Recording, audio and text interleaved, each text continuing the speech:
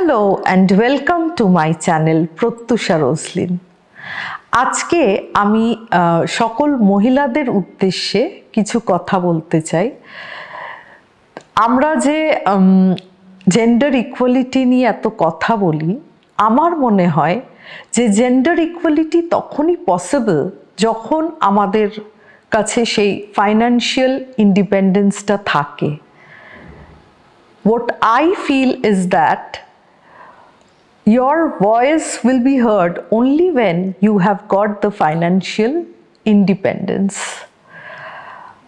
সোসাইটিতেও আপনাদের মর্যাদা পেতে হলে বা সম্মান পেতে হলে এইটা কিন্তু খুবই দরকার, অর্থনৈতিক স্বাধীনতা।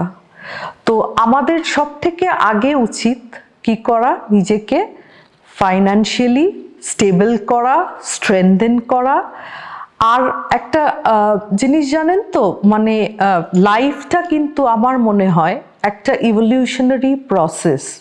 এটা যেমন যেমন আমরা লাইফটা দিয়ে যেতে থাকি তেমন তেমন অনেক কিছু আমাদের যে আগে প্রি কনসিভড নোশনস থাকে বা কন্ডিশনিং থাকে, সেগুলোর থেকে আমাদের মাথায় কিছু যে জিনিস বসে যায় না, সেগুলোর থেকে আস্তে আস্তে ইভলভ করি।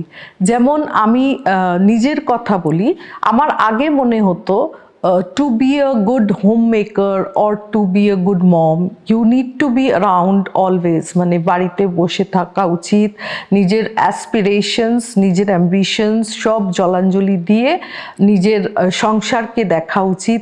কিন্তু এখন আমি যে সোশ্যাল সার্কিটে মিশি তাদের দেখি সবাই কিন্তু, সব ফিমেলসরা অ্যাচিভার্স, তারা কি সুন্দর করে মাল্টিটাস্ক করে, তারা প্রফেশনাল লাইফ আর পার্সোনাল লাইফ কি সুন্দর করে ব্যালেন্স করে। তো আমার মনে হয় সত্যি যে দুটো কিন্তু খুব সুন্দর করে ব্যালেন্স করা উচিত। আরেকটা বিষয় হচ্ছে যে আমরা এই ভারতবর্ষ তথা বাংলায় যে আমরা আইডিয়ালাইজ করি দেবী দুর্গাকে, তো আমাদের প্রত্যেকটা নারী, প্রত্যেক ঘরের প্রত্যেক নারী কিন্তু ওই দশভুজা দুর্গারই প্রতীক বলতে পারেন। তো তারা ইচ্ছে করলে অনেক কিছু করতে পারে, কিন্তু অনেক সময় কি হয়, ফ্যামিলির ইয়ের জন্য, কনস্ট্রেন্টসের জন্য তাদেরকে সব কিছু জলাঞ্জলি দিতে হয়। আরেকটা যেটা খুব গুরুত্বপূর্ণ বিষয়, যখন দেখি যাদের বাচ্চারা ছোট, তারা অনেক সময় বাচ্চাদের জন্য নিজেদের সব কিছু ভুলে যায়। সেটা ভোলাটা একদমই উচিত না, কারণ আমি বলবো যে আপনি যে নিজে একজন individual, you are entitled to your individual freedom, individual ambitions, aspirations, আর সেগুলো বলা উচিত না। কারণ একটা সময় আসবে যখন আপনাদের বাচ্চারা বড় হয়ে যাবে, তখন they will explore their own lifes, আর সেটাই উচিত করা।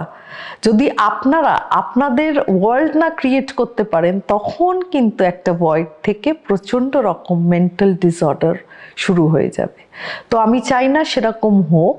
অলওয়েজ পজিটিভ থাকবেন।